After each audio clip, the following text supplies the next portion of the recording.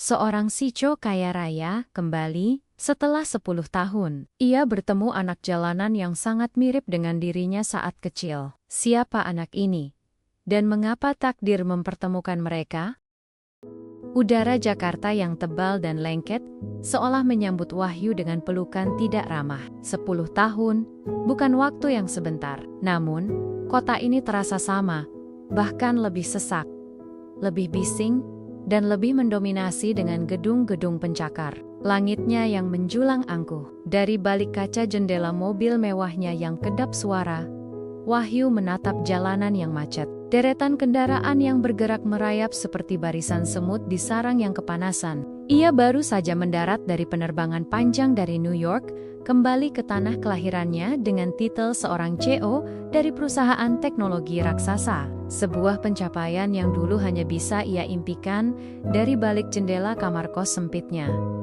Hatinya tidak berdebar antusias, malah terasa berat, seperti ada beban tak kasat mata yang menimpanya. Setiap sudut kota seolah menyimpan fragmen memori yang terpencar, menunggu untuk disatukan kembali menjadi gambaran masa lalu yang ingin ia lupakan. Wahyu telah membangun kerajaannya di negeri orang, jauh dari semua jejak yang mungkin mengingatkannya. Pada masa-masa sulit itu, ia pikir ia sudah berhasil kabur, berhasil mengubur masa lalunya dalam-dalam di bawah tumpukan kesibukan, kekuasaan, dan kekayaan. Tapi kini, disinilah ia, kembali ke titik awal. Mobil terus melaju, membelah hiruk-pikuk jalanan ibu kota. Sesekali, matanya terpaku pada anak-anak kecil yang berlarian di tepi jalan, bermain di genangan air, atau menggagai sesuatu di tumpukan sampah.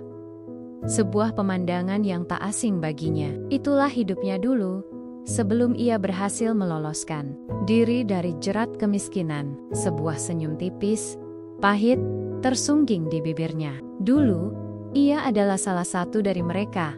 Seorang bocah dengan pakaian kumal, perut lapar, dan impian yang terlalu besar untuk ukuran tubuhnya yang kurus. Tiba-tiba, mobil berhenti mendadak. Wahyu tersentak dari lamunannya. Klakson-klakson bersahutan, menambah riuhnya suasana. Ia melihat ke depan, rupanya ada seorang anak kecil yang menyeberang jalan tanpa melihat kanan-kiri, nyaris tertabrak sepeda motor. Refleks, Wahyu mencondongkan tubuhnya ke depan, matanya terpaku pada sosok itu. Anak laki-laki itu, kurus, dengan kaos lusuh dan celana pendek yang sudah sobek di beberapa tempat, sedang memungut botol plastik yang terjatuh dari karung goni di punggungnya. Wajahnya kotor oleh debu dan keringat, rambutnya acak-acakan. Namun, di tengah semua kekusutan itu, ada sesuatu yang menarik perhatian Wahyu. Bentuk wajah itu, garis rahang yang tegas, hidung mancung, dan terutama sepasang mata coklat gelap yang memancarkan kecerdasan dan ketegaran, mengingatkannya pada sesuatu yang sangat familiar, sesuatu yang sangat mirip dengan dirinya. Bukan hanya kemiripan biasa, melainkan seperti melihat cermin waktu yang memantulkan bayangan masa kecilnya sendiri. Jantung Wahyu berdebar tak beraturan. Ia menahan napas. Matanya tak lepas dari anak itu. Anak itu bangkit, menggendong kembali karung goni yang hampir penuh. Dengan langkah gesit, ia menyeberangi jalan dan menghilang di antara kerumunan. Wahyu masih terpaku. Pikirannya berputar kalut. Siapa anak itu? Mengapa kemiripan ini begitu kuat? Begitu mengganggu? Ini bukan sekadar kebetulan. Ia yakin selama ini, Wahyu selalu percaya pada logika, pada hal-hal yang bisa dijelaskan secara rasional. Tapi kali ini, perasaannya mengatakan, ada sesuatu yang lebih dari sekadar kebetulan belaka. Sebuah firasat aneh menyelimuti hatinya. Firasat yang sama sekali tidak ia duga akan muncul di hari kepulangannya. Ia meminta sopirnya untuk menghentikan mobil sebentar, tetapi anak itu sudah lenyap di telan keramaian. Wahyu hanya bisa menatap kosong ke arah jalanan. Bayangan wajah anak itu terus menari-nari di benaknya. Kepulangannya ke Jakarta sepertinya akan jauh lebih rumit dari yang ia bayangkan. Wahyu mencoba mengusir bayangan wajah anak pemulung itu dari benaknya, namun sia-sia. Setiap detail wajahnya terutama sorot mata yang penuh tekad, namun juga menyimpan kepedihan, terus menghantuinya. Ia sudah mencoba berkonsentrasi pada jadwal rapat yang menumpuk, laporan keuangan yang rumit, dan strategi bisnis yang harus ia rumuskan. Namun, di setiap jeda, di setiap hening, wajah anak itu kembali muncul. Seolah-olah sebuah cermin yang memantulkan masa lalu Wahyu sendiri. Ia tahu betul bagaimana rasanya lapar, bagaimana rasanya kedinginan di malam hari, bagaimana rasanya tidur beratapkan langit dan berlantaikan aspal, semua demi sesuap nasi. Budi, tolong kau cari informasi tentang seorang anak laki-laki pemulung. Wahyu berujar pada asisten pribadinya, Budi. Keesokan harinya di kantornya yang megah. Usianya kira-kira sepapan tahun, rambut hitam akaki koken, tubuh kurus, dan dia sering terlihat di sekitar area perempatan kebun jeruk. Budi, asisten yang selalu efisien dan tidak banyak bertanya, mengangguk patuh. Baik, Pak Wahyu, ada ciri-ciri lain yang bisa membantu? Wahyu terdiam sesaat, memikirkan bagaimana cara menjelaskan kemiripan itu tanpa terdengar gila. Dia memiliki kemiripan yang mencolok dengan saya waktu kecil. Akhirnya ia berkata. Sedikit canggung, Budi hanya mengangguk, tanpa menunjukkan ekspresi terkejut sedikit pun. Mungkin ia sudah terbiasa dengan permintaan aneh dari atasannya yang brilian namun misterius ini. Sepanjang hari, Wahyu merasa gelisah. Ia tidak bisa fokus. Pikiran dan perasaannya bercampur aduk. Ia mencoba menggenggam-genggam kembali masa kecilnya sendiri. Sebuah kilas balik singkat muncul di benaknya. Dirinya yang kecil, sendirian, di sebuah gang sempit yang gelap. Suara ibunya yang sakit, batuk-batuknya yang terus-menerus. Ayahnya yang sudah lama pergi meninggalkan mereka tanpa jejak. Wahyu kecil harus berjuang mencari nafkah dengan memulung, menjadi tulang punggung keluarga di usia yang terlalu dini. Rasa lapar adalah teman setianya, dan keputusasaan adalah bayang-bayang yang selalu mengikuti. Ada sebuah dorongan kuat dalam dirinya untuk membantu anak itu. Adam, Wahyu menyebutnya demikian dalam hati. Dorongan itu bukan sekadar simpati biasa, melainkan sebuah koneksi emosional yang sulit dijelaskan. Seolah-olah, dengan membantu Adam, ia juga sedang membantu versi dirinya di masa lalu, memberikan kesempatan yang tidak pernah ia dapatkan. Ia tahu persis betapa beratnya hidup yang dijalani Adam.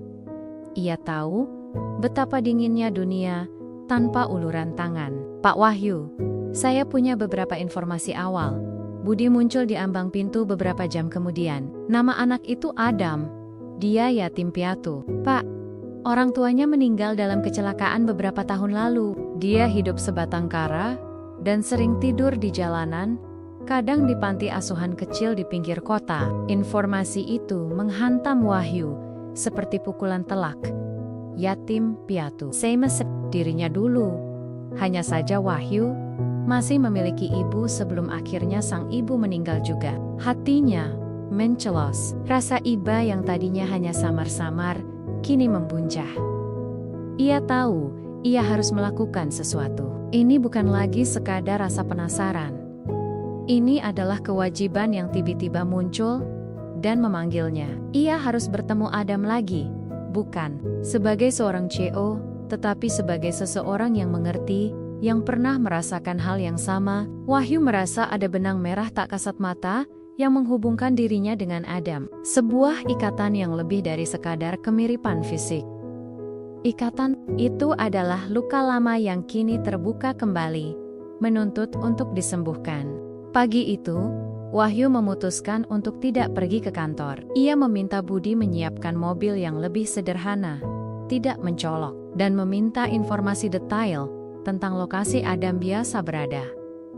Budi, seperti biasa, sigap menuruti. Wahyu mengenakan pakaian kasual, berusaha membaurkan diri dengan keramaian kota. Ia tidak ingin tampil sebagai seorang jutawan yang datang dengan niat muluk-muluk. Ia hanya ingin mendekat, mengulurkan tangan. Ia menemukan Adam di sebuah lorong sempit. Di belakang, pasar tradisional yang ramai. Anak itu sedang duduk bersila di atas tumpukan kardus, menyortir botol-botol plastik bekas dengan tangan cekatan. Wajahnya terlihat letih, namun matanya tetap memancarkan ketajaman yang sama seperti yang Wahyu lihat sebelumnya. Di karung goni yang sudah mengembung berisi harta karunnya, Wahyu mendekat perlahan, berusaha tidak membuat Adam terkejut. "Halo nak," sapanya lembut. Adam mendongak, matanya yang waspada langsung mengamati Wahyu dari ujung kaki hingga ujung kepala. Ada sedikit rasa takut, namun juga rasa ingin tahu disorot matanya. Ia tidak menjawab, hanya memandangi Wahyu dengan curiga. Tentu saja, Adam pasti sudah sering menghadapi orang asing dengan berbagai motif. "Nama saya Wahyu," lanjut Wahyu, mencoba tersenyum ramah.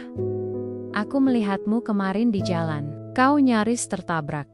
Aku hanya ingin memastikan kau baik-baik saja." Adam mengerutkan kening. Tidak sepenuhnya percaya. "Aku baik-baik saja," jawabnya singkat. Suaranya serak namun tegas. Ia kembali sibuk dengan botol-botol Nia. Wahyu duduk di dekatnya, menjaga jarak, menghormati ruang pribadi Adam. "Aku tahu ini mungkin terdengar aneh, tapi aku ingin membantumu." Adam sontak berhenti, menatap Wahyu tajam. "Membantu apa?" "Aku butuh bantuan." Ada nada defensif dalam suaranya. Ia pasti sudah terbiasa menolak tawaran yang berujung pada eksploitasi atau rasa kasihan semata. "Aku melihat diriku di dirimu," Wahyu berkata jujur. Nadanya tulus. "Aku juga pernah sepertimu, Adam. Aku tahu bagaimana rasanya harus berjuang sendirian." Ia lalu menceritakan secara singkat, tanpa detail berlebihan, tentang masa kecilnya yang sulit, tentang bagaimana ia pernah menjadi pemulung dan tidur di jalanan. Ia melihat sedikit perubahan di wajah Adam, sedikit relaksasi dari ketegangan sebelumnya. Mungkin pengakuan Wahyu membuat anak itu merasa sedikit kurang sendirian. "Aku bisa memberimu tempat tinggal yang layak, makanan, dan sekolah," Wahyu menawarkan. Suaranya mantap. "Kau punya potensi, aku bisa melihatnya di matamu. Aku ingin kau punya kesempatan yang lebih baik." Adam terdiam, memikirkan tawaran itu. Ia tidak langsung menolak, namun juga tidak langsung menerima. Ada keraguan yang jelas di matanya. "Kenapa?" tanyanya akhirnya. Suaranya lebih lembut. "Kenapa Bapak mau membantu saya?" "Karena aku percaya setiap anak berhak mendapatkan kesempatan," jawab Wahyu, menatap mata Adam lurus-lurus. "Dan karena, entah mengapa, aku merasa ada ikatan denganmu. Aku tidak akan memaksamu. Pikirkanlah, jika kau berubah pikiran, kau bisa temui aku di alamat ini." Wahyu mengeluarkan kartu nama dari dompetnya dan meletakkannya di samping Adam. Kartu itu sederhana, hanya nama dan nomor telepon pribadinya. Ia tahu kartu itu mungkin tak berarti banyak bagi Adam, tapi setidaknya itu adalah jembatan Wahyu bangkit. Perlahan, memberi ruang bagi Adam untuk memutuskan. Ia tidak menunggu jawaban. Ia hanya berbalik dan pergi, meninggalkan Adam sendirian dengan pikirannya. Ia berharap Adam akan melihat ketulusan dalam tawarannya. Sebuah tangan terulur yang tidak mengharapkan imbalan apapun, selain sebuah kesempatan untuk mengubah hidup seorang anak yang terlalu mirip dengannya. Beberapa hari berlalu, dan Wahyu belum menerima telepon dari Adam.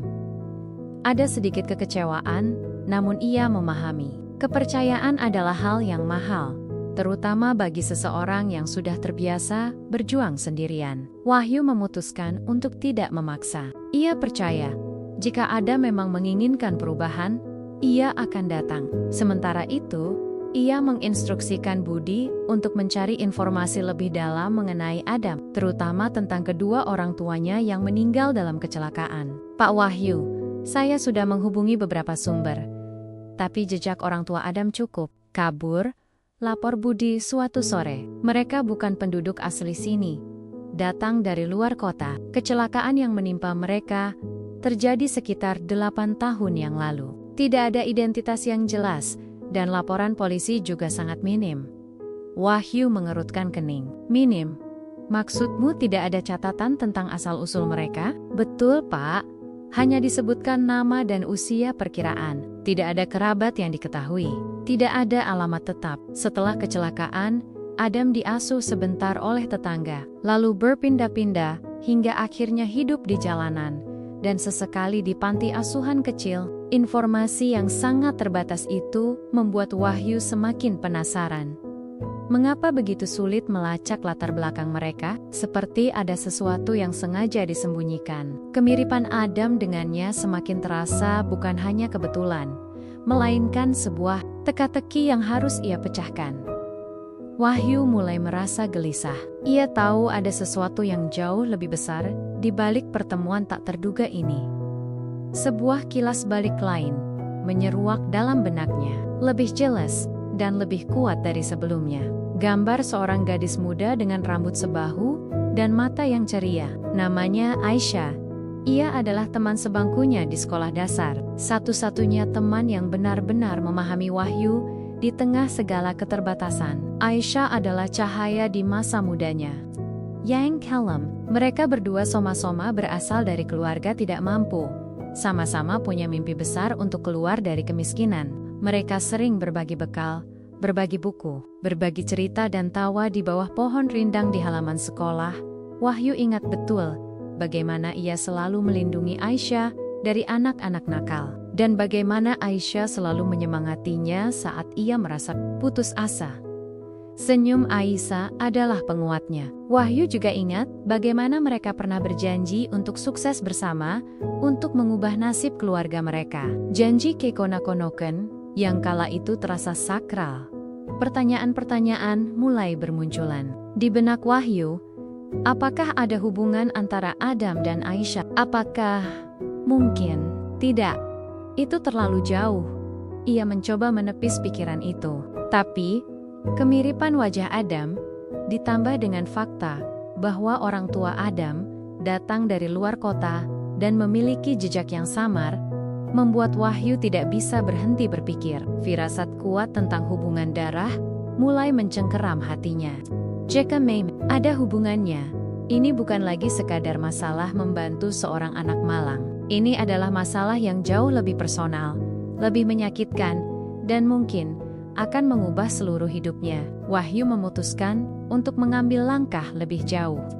Ia harus mencari tahu lebih banyak tentang Aisyah. Wahyu menyadari bahwa mencari informasi tentang Aisyah akan lebih sulit daripada mencari Adam. Masa lalu mereka adalah 20 tahun yang lalu, dan dunia tidak sedigital sekarang. Namun, ia tidak menyerah. Ia mulai menghubungi kenalan-kenalan lama, teman-teman sekolah dasar yang mungkin masih ingat tentang Aisyah. Prosesnya lambat, seringkali menemui jalan buntu. Banyak yang sudah pindah, banyak yang tidak bisa dihubungi. Tapi Wahyu tidak gentar. Ada dorongan kuat yang menggerakkan hatinya. Sebuah keharusan untuk menemukan kebenaran. Akhirnya, setelah berminggu-minggu pencarian yang melelahkan budi berhuzil, melacak seorang wanita bernama Mira, yang dulu adalah teman dekat Aisyah dan Wahyu.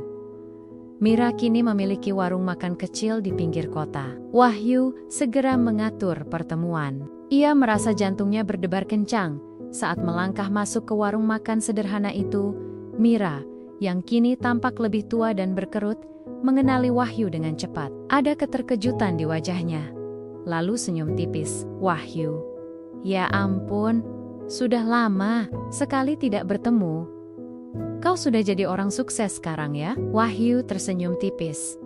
Mira, aku butuh bantuanmu. Ia menceritakan tentang Adam, tentang kemiripan wajah anak itu, dan tentang perasaannya yang kuat bahwa ada hubungan antara Adam dan Aisyah.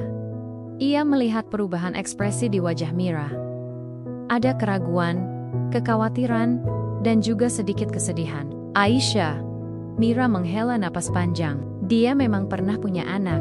Wahyu.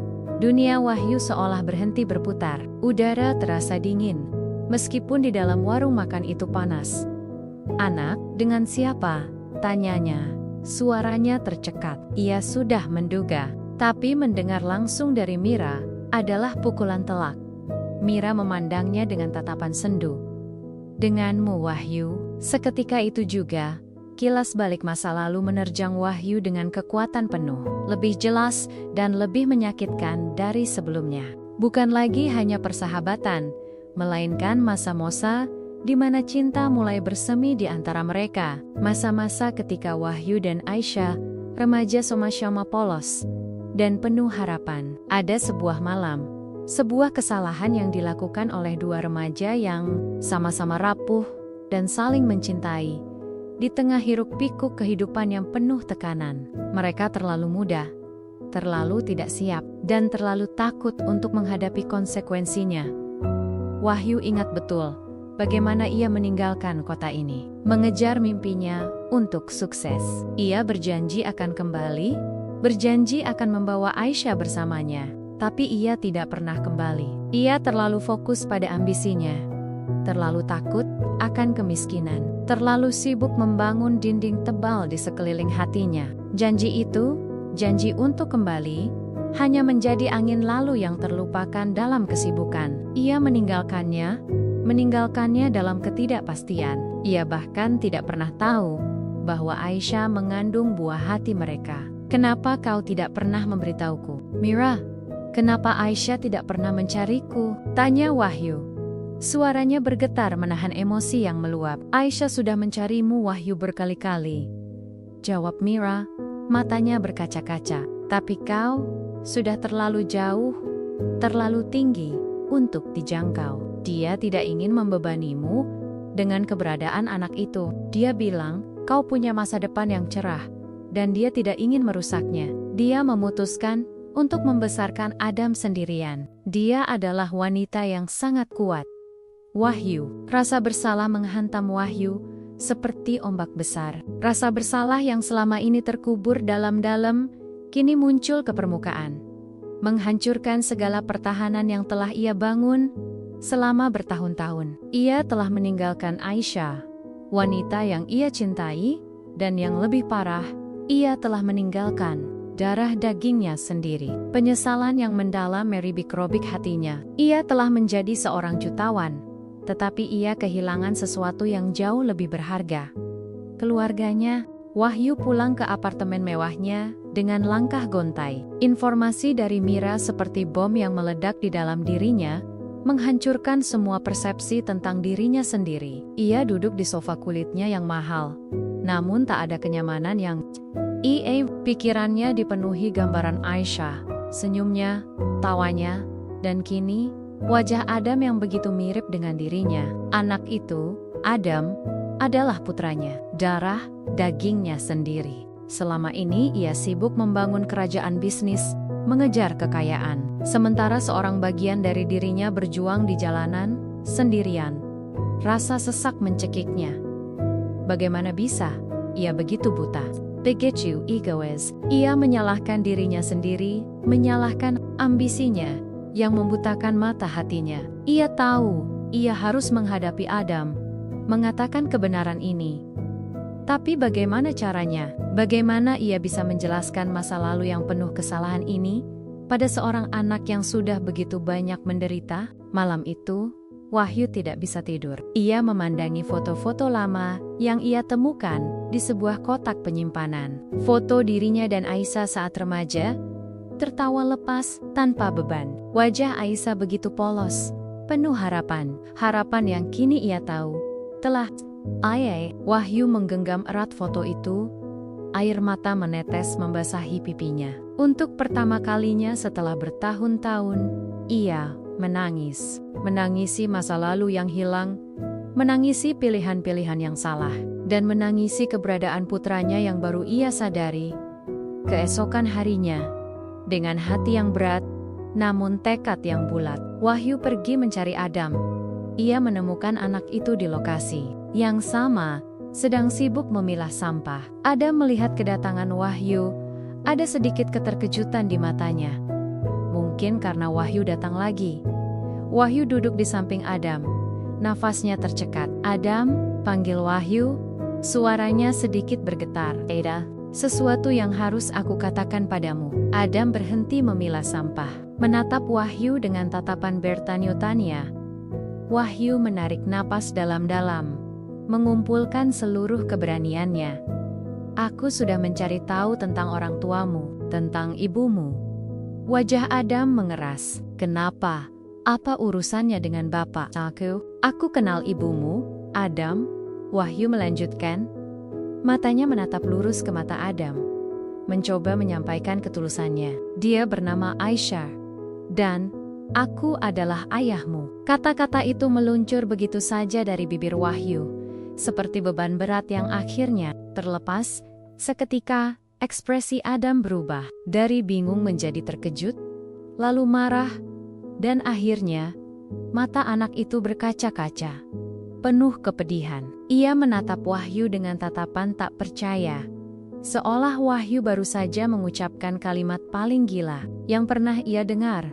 Apa? Suara Adam berbisik, nyaris tidak terdengar. Bohong! Ayahku sudah meninggal. Aku tahu ini sulit dipercaya, Adam. Tapi itu benar, aku ayahmu. Wahyu mencoba meraih tangan Adam. Namun, anak itu menariknya menjauh. Aku minta maaf, Adam. Aku tidak tahu tentang keberadaanmu. Aku pergi dari kota ini sebelum aku tahu ibumu mengandungmu. Adam bangkit berdiri. Matanya dipenuhi amarah yang membara. Bapak meninggalkan ibu? Meninggalkan saya? Setelah semua ini, Bapak berani muncul dan bilang Bapak ayah saya. Ia berteriak. Suaranya pecah, tumpukan botol plastik di dekatnya tersenggol, berjatuhan di tanah. Rasa sakit dan pengkhianatan tercetak jelas di wajah kecilnya. Pemandangan itu menghantam Wahyu lebih keras dari apapun. Penyesalan itu begitu nyata, menyiksa setiap serat jiwanya. Amarah Adam meledak, menghantam Wahyu tanpa ampun. Kata-kata tajam meluncur dari bibir anak itu, meluapkan semua kepedihan, kekecewaan, dan rasa ditinggalkan yang selama ini ia rasakan. Kalau Bapak ayah saya, kenapa Bapak tidak pernah ada? Teriak Adam. Suaranya serak. Kenapa ibu harus berjuang sendirian? Kenapa saya harus hidup di jalanan seperti ini? Wahyu mencoba mendekat, mencoba menenangkan, namun Adam terus mundur. Matanya penuh kobaran api. Jangan sentuh saya, Bapak pembohong, Bapak jahat, Bapak menelantarkan ibu dan saya. Air mata mengalir deras di pipi Adam, membasahi wajah kotornya. Wahyu melihat kesedihan yang mendalam di balik amarah itu. Kesedihan seorang anak yang merasa dikhianati oleh takdir, dan kini oleh ayahnya sendiri. Wahyu merasa hatinya hancur berkeping-keping. Ia tidak bisa menyalahkan Adam. Setiap kata yang keluar dari mulut anak itu adalah kebenaran yang menyakitkan, konsekuensi dari kesalahannya di masa lalu. Aku tahu, Adam. Aku tahu aku salah. Wahyu berkata, suaranya penuh penyesalan. Aku tidak punya alasan untuk membela diri. Aku terlalu pengecut, terlalu egois. Aku pergi untuk mengejar ambisi, tanpa memikirkan konsekuensinya. Ia mencoba menjelaskan, meski tahu tidak ada penjelasan yang bisa membenarkan perbuatannya. Tidak tahu ibumu mengandungmu. Seandainya aku tahu, aku pasti akan melakukan hal yang berbeda. Adam tertawa pahit. Omong kosong. Kalau Bapak peduli, Bapak tidak akan pergi. Ibu selalu bilang, Bapak orang baik. Tapi Bapak tidak baik. Bapak meninggalkan ibu sendirian dengan saya. Wahyu menunduk, tak mampu menatap mata Adam yang penuh tuduhan itu. Ia merasa begitu kecil, begitu tidak berarti di hadapan kepedihan putranya. Ia membiarkan Adam meluapkan semua emosinya. Ia tahu ia pantas menerima semua kemarahan itu. Apa yang terjadi pada ibumu, Adam? Tanya Wahyu akhirnya. Setelah Adam sedikit tenang, Mira bilang dia meninggal karena kecelakaan. Tapi, apa yang terjadi sebelum itu? Bagaimana kehidupannya? Adam terdiam sesaat, seolah kenangan tentang ibunya kembali. Suaranya melunak, namun masih syarat kepedihan. Ibu selalu bekerja keras, Pak. Dia kerja serabutan, kadang jadi buruh cuci, kadang jualan kue di pasar. Dia tidak pernah mengeluh, meskipun sering sakit-sakitan. Dia selalu bilang, demi Adam, ibu kuat.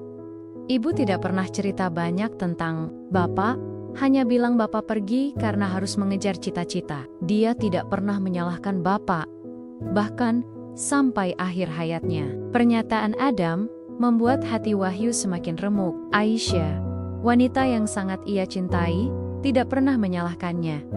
Bahkan setelah semua yang terjadi, ia membesarkan putra mereka sendirian. Dengan segala keterbatasan, tanpa mengeluh, ini adalah pengkhianatan yang paling besar bagi Wahyu.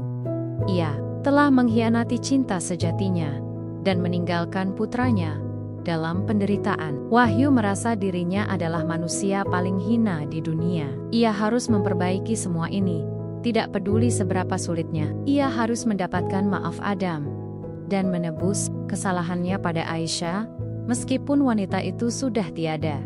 Setelah ledakan emosi Adam, suasana menjadi canggung dan berat. Adam menjauh, menjaga jarak, matanya masih menyorotkan rasa curiga dan marah. Wahyu tahu, ini bukan hal yang bisa diselesaikan dalam satu hari, atau bahkan seminggu.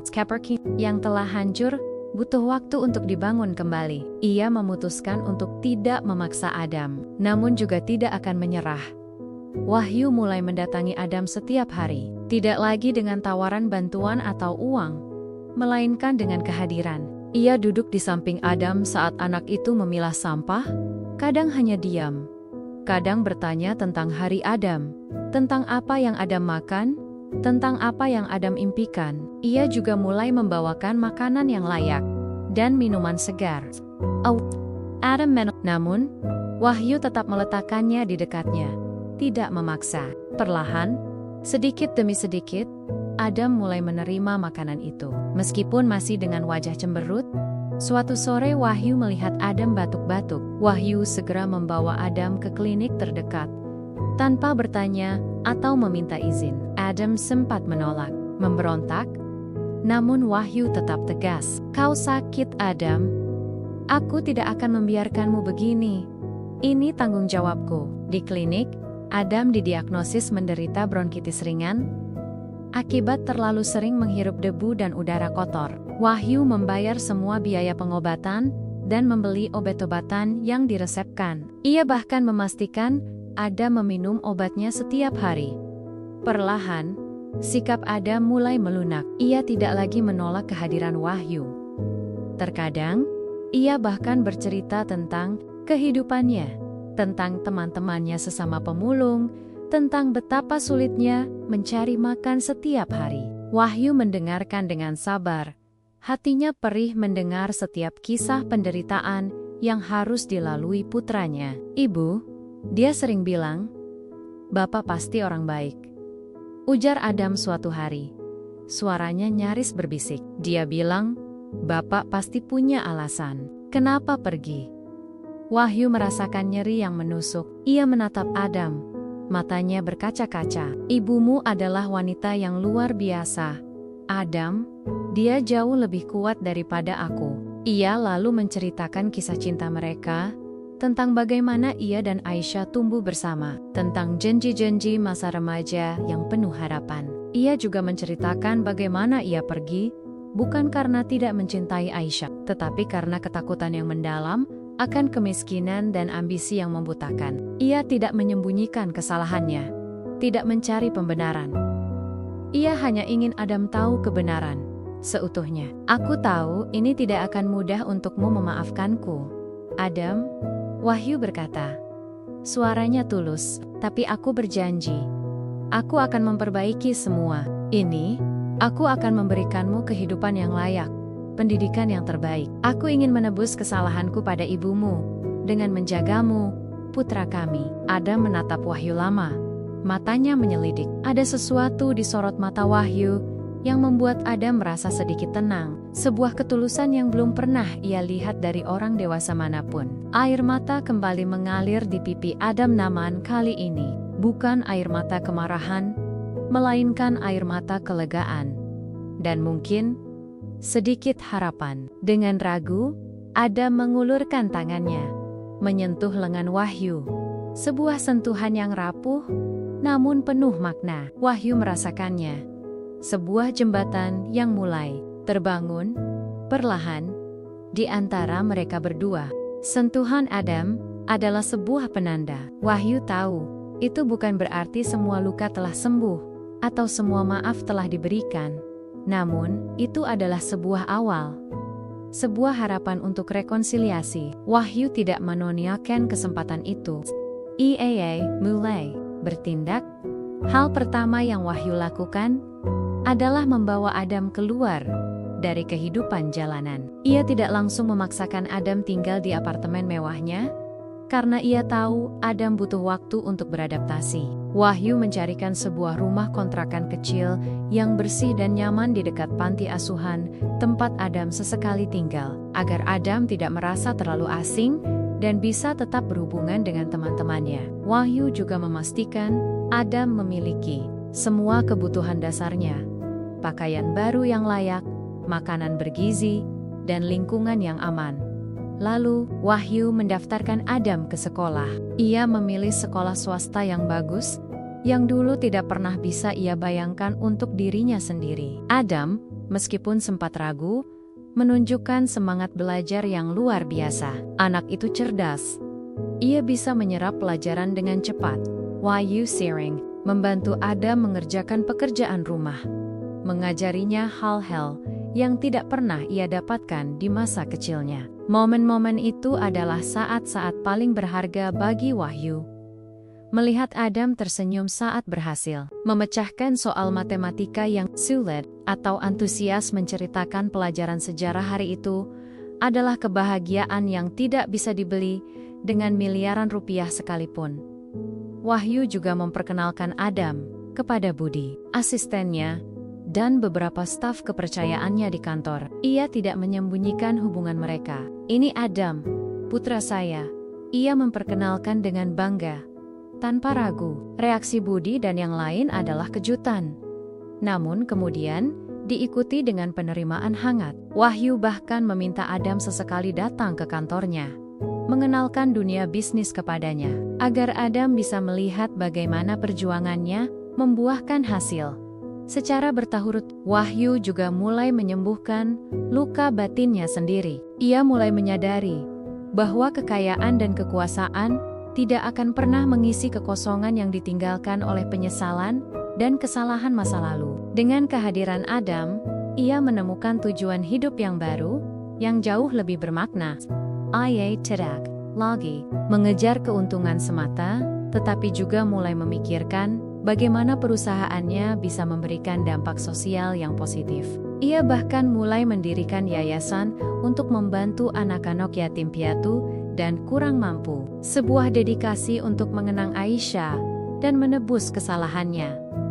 Hubungan Wahyu dan Adam berkembang pesat. Ada rasa canggung di awal, namun perlahan digantikan dengan kehangatan dan rasa memiliki. Adam mulai memanggil Wahyu dengan sebutan ayah. Sebuah kata yang meluluhkan hati Wahyu setiap kali mendengarnya. Mereka mulai membangun sebuah keluarga baru, yang mungkin tidak konvensional, namun penuh dengan cinta, pengertian, dan kesempatan kedua. Wahyu akhirnya menemukan kedamaian, bukan dalam kemewahan, melainkan dalam ikatan tak terputus dengan putranya. Beberapa tahun telah berlalu. Adam kini bukan lagi anak pemulung kurus yang dulu Wahyu temui di pinggir jalan. Ia tumbuh menjadi seorang remaja yang tinggi, cerdas, dan penuh percaya diri. Ia berprestasi di sekolah, menunjukkan bakat luar biasa dalam ilmu pengetahuan dan teknologi, sebuah warisan dari ayahnya. Ia juga memiliki hati yang lembut dan empati yang tinggi, sebuah sifat yang mungkin ia dapatkan dari mendiang ibunya. Wahyu telah memenuhi semua janjinya. Adam mendapatkan pendidikan terbaik, memiliki rumah yang nyaman, dan tidak lagi harus khawatir tentang kebutuhan dasar. Lebih dari itu, Adam memiliki seorang ayah yang hadir, yang mencintai, dan yang selalu mendukungnya. Hubungan mereka menjadi sangat dekat. Wahyu sering mengajak Adam ke akora-akora penting, memperkenalkan putranya pada dunia yang dulu tak pernah terpikirkan oleh Adam. Adam belajar banyak dari Wahyu, tidak hanya tentang bisnis dan ambisi, tetapi juga tentang pentingnya integritas, empati, dan tanggung jawab sosial. Wahyu sendiri telah menjadi sosok yang jauh berbeda. Kesuksesannya sebagai CEO tetap bersinar, namun kini ia mengelola perusahaannya dengan hati. Yayasan yang ia dirikan untuk anak-anak kurang mampu berkembang pesat, memberikan harapan bagi ratusan anak lainnya yang bernasib sama dengan Adam di masa lalu. Ia sering mengunjungi panti asuhan, berbicara dengan anak-anak di sana, dan memastikan bahwa tidak ada lagi Adam-Adam lain yang harus berjuang sendirian. Hidupnya tidak lagi hanya tentang akumulasi kekayaan, melainkan tentang meninggalkan warisan kebaikan. Suatu sore, Wahyu dan Adam duduk di teras rumah mereka, menikmati matahari terbenam. Adam menceritakan rencananya untuk kuliah, jurusan yang ingin ia ambil, dan mimpi-mimpinya untuk masa depan. Wahyu mendengarkan dengan senyum bangga. Ia melihat cahaya di mata Adam, cahaya yang dulu pernah hilang karena keputusasaan. "Terima kasih, Ayah," kata Adam tiba-tiba, menatap Wahyu dengan mata penuh ketulusan. "Terima kasih untuk segalanya." Untuk kesempatan ini, Wahyu tersenyum, mengusap kepala putranya. "Kaulah yang memberiku kesempatan, Adam. Kesempatan untuk menebus kesalahanku, kesempatan untuk menjadi ayah yang lebih baik, dan kesempatan untuk menemukan makna sejati dalam hidup." Kisah Wahyu dan Adam adalah bukti bahwa masa lalu memang bisa menghantui, tetapi juga bisa menjadi guru terbaik, bahwa kesalahan dapat dimaafkan, dan bahwa penebusan selalu mungkin, asalkan ada niat dan ketulusan. Wahyu, sang jutawan yang kembali menemukan bahwa kekayaan terbesar bukanlah harta yang ia kumpulkan, melainkan cinta seorang putra yang ia dapatkan kembali, dan kedamaian yang ia temukan setelah menghadapi bayangan masa lalunya. Cahaya masa depan kini membentang luas di hadapan mereka, cerah dan penuh harapan, dibangun di atas puing-puing penyesalan dan ditebus dengan kasih sayang yang tulus.